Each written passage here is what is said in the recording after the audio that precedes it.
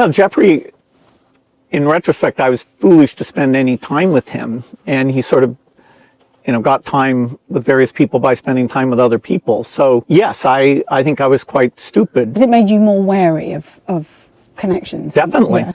Are you kidding?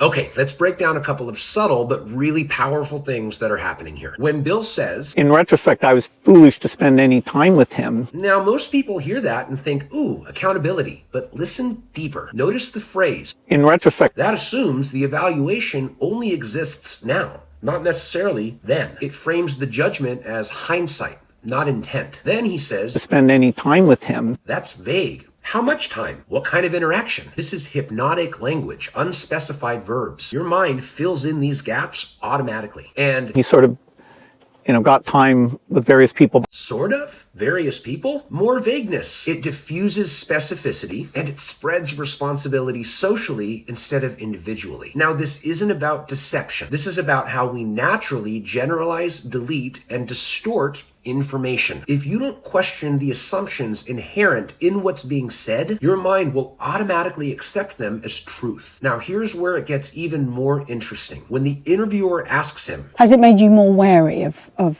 connection? he says, Definitely. Are you kidding?